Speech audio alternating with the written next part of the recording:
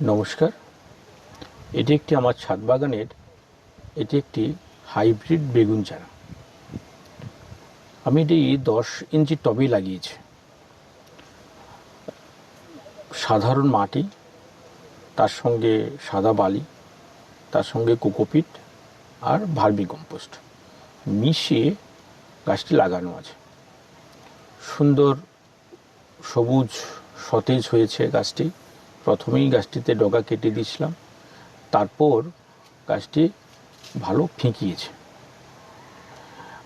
আমার যে কারণে আজকে ভিডিওটি করা, যারা ভিডিওটি দেখছেন তাদের জন্য, এই বেগুন চারা মূলত খুব সতেজ হওয়ার পরও অনেক সময় দেখা যায় যে বেগুন গাছটি এক একটা ডাল শুকনো হয়ে মারা যাচ্ছে। আমরা অনেক ঔষধ প্রয়োগ করে থাকি, কিন্তু গাছটি কোনো মতেই বাঁচানো সম্ভব হয়নি আমাদের। তার কারণ এই রোগটির নাম হলো নিমাটোড। যখন গাছটি শুকনো হয়ে যাবে আপনাদের বাগানে, আপনাদের বাড়িতে, উঠোনে, আপনারা সেই গাছটিকে তুলে দেখবেন গোড়াতে অনেকটা গুটি গুটি গুটি গুটি ছোট ছোট হয়ে আছে। এর কারণ হলো, এই রোগটির নাম হলো নিমাটোড। এটি শুকনো মাটিতেও এক প্রকার কৃমি থাকে। সেই কৃমিটি গাছের যে শিকড়গুলো থাকে, ড্যামেজ শিকড়, সেই ড্যামেজ শিকড়ের ক্ষত অংশ থেকে গোটা শিকড়ে ছড়িয়ে পড়ে এবং আধিপত্য বিস্তার লাভ করে। আস্তে আস্তে করে গাছটি রস শোষণ করে খেতে থাকে এবং শেষ পরিণতি হয় গাছটি মারা যায়। কিন্তু এই কৃমিটিকে মারার জন্য আপাতত কোনো ঔষধ ভারতবর্ষে নেই বললেই চলে। প্রায় ভেনম প্রাইম বলে একটি কোম্পানি বের করেছে ভেনম প্রাইম।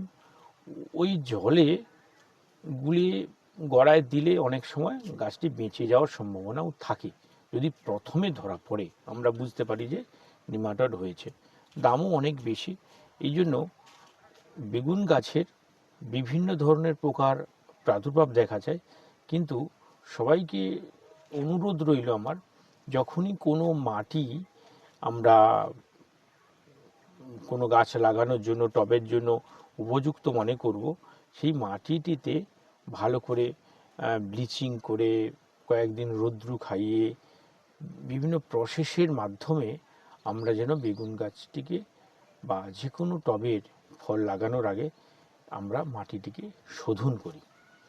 মাটিটা যদি শোধন করা না যায়, বিশেষ করে নার্সারি থেকে যে গাছগুলো আনি আমরা, তাদের যে এঁটেল মাটিটা ব্যবহার করে তারা, সেই মাটিগুলো অতটা শোধনযুক্ত নয়। প্রায় দুই একটা নার্সারি, বড় নার্সারি, দুই একবার অল্প স্বল্প ওরা শোধন করতে পারে, কিন্তু বেশিরভাগ দেখা যায় যে ওরা শোধনমুক্ত নয়, এঁটেল মাটি দিয়ে ওরা গাছটাকে পাঠিয়ে দেয়।